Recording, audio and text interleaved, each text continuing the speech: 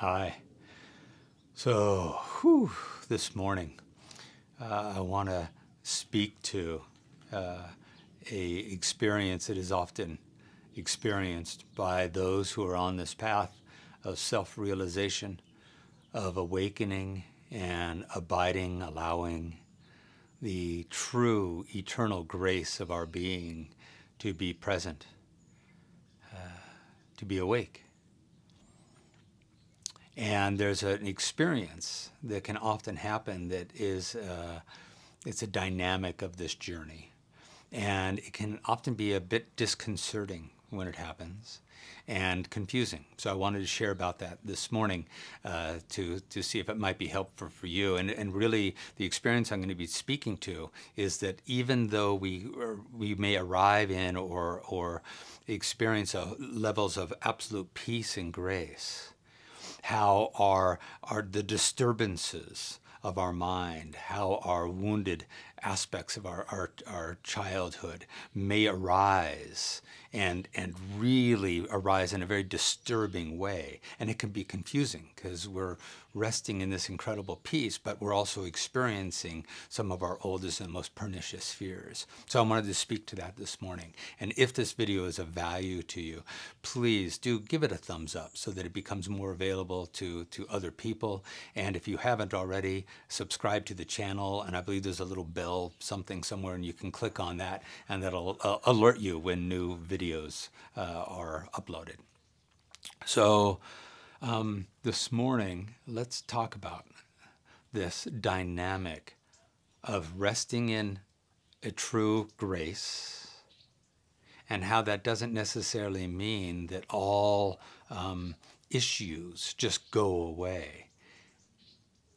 What actually happens is resting in that grace, it provides a space for the things that need to be healed to arise.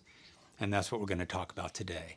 So in the comments, as I talk about this, share your experiences, please. Share your questions and about this dynamic of what seems like a paradox about how we can be in such a deep peace, but at the exact same time be experiencing a sense of doubt or fear, and how those actually do live together and work together, and how that dynamic works.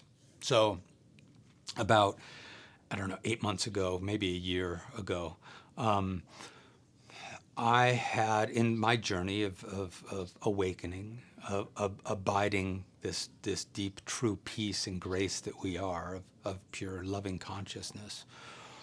In that journey, I had a day or so of where it up-leveled, where this allowing was even more prevalent. The surrender of the egoic identity was even more pronounced, and in that, the blossoming, the flourishing of a deep, abiding peace was present. And of course, that moment, that experience, that knowing is recognized as not my peace, not a peace of mind, but the getting out of the way so that the true eternal peace of consciousness could just be present. The next morning, I awoke, and the moment my eyes opened, the moment I was in my conscious awakened state, I felt all my old fears. I mean, I felt almost gripped by my oldest, most pernicious, most insane fears. Now, I'll give you an example. One of them was like I awoke with this sense of dread, with this sense of not feeling at all safe in the world. And one of the fears was everybody, my friends, everybody, they all see me as completely insane. They all feel sorry for me. The only reason that anyone is kind to me, the only reason that anyone says anything loving to me, is because they recognize how extremely messed up I am. And so they're just being kind. They're trying to help me feel better. It's almost like they're thinking, oh my God, he must know how really messed up he is, and so we should all just be very kind to him and tell him nice things because his life must be hell. And there were others. They're all the greatest hits of my oldest childhood wounding and fears. Maybe you've experienced that. Maybe you've had those being gripped by those types of deep, deep fears. But here is the beautiful blessing. What was really happening was, and this lasted for about 3 days, what really happened was when we truly, truly allow an awakening of the pure, loving grace that we are, not as a mindset, not as a concept, not as a new story about self of being loving and kind and accepting, but when we are truly surrendered and the true grace of stillness and peace arise and are present, we will be visited by all of our woundings that want to be healed, that want to be loved, that want to be met. And it's like there's a knowing within that says, oh, finally you are rested. Finally, you're not moving. Finally, we can present your most deep woundings, and you won't run away. And you won't be consumed by them. And you won't shame them and deny them and push them away. You'll meet them with love, with true love and grace. So when we arrive in that state, or when that true grace and love is finally awakened and blossomed and present, there's a knowing within that says, oh, finally, there's a resting here for the healing to be done. And what's wild is, this is what seems like a paradox, is that in that moment, or in those moments, when the fear is felt, it has to be felt at the same intensity that the wounding occurred in. In other words, the wounding has to appear in its true intensity. Like in that experience, I felt that. I felt the fear. I felt the shame. I felt the absolute terror of what if that's true? What if everyone's being kind to me because they just know how screwed up I am and they're just placating me?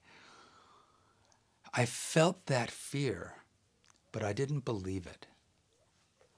I felt it. But I also knew the truth, not knew the truth of being. The grace of being was still present, allowing the absolute depth of fear to arise. And there was a non-budging. There was just a resting in and a noticing and a witnessing, not from another part of the mind, but from the rested grace that had become so familiar through the practices and the meditations and the self-inquiries. That true grace of being wasn't a concept, isn't a concept. It just is, and the allowing of that to be then allows a deep, deep wounding to arise. And it was like they were lining up, like wounded children, just lining up and saying, finally, thank you. Love me. Love me. Ooh, I'm next. It's like they were pushing each other out of the way. It's like they were piling on each other to be loved, to be met, to be allowed, to not be shamed, to not be denied any longer. And there were times where it felt like I was just in this torrent, like a river, just wanting to carry me away and drown me and consume me in those old fears.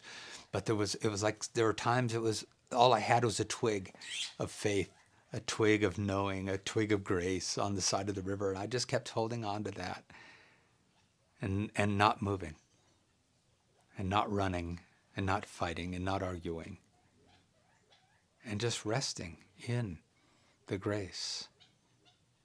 Oh, and feeling the abrasion, feeling the pain of the wounded child that was just showing up to be healed and loved. So If you've experienced this or anything like it, or if you have any questions about it, please leave your comments below. And again, give a thumbs up if this is of value to you, and subscribe to the channel, because this is what I want to keep sharing, are these nuanced experiences of what happens when we truly, truly allow the imperishable peace and stillness of consciousness to arise and be present. It doesn't mean that we're always going to just, we're not going to be visited by our old fears. It means we actually will be visited by them, because they know that we're finally resting in a true grace where true love is present and awakened, and where it can meet and heal and embrace and love the wounding that wants to be met finally and honestly and with true courage. Blessings, my friends. Be well, and I look forward to being with you again soon.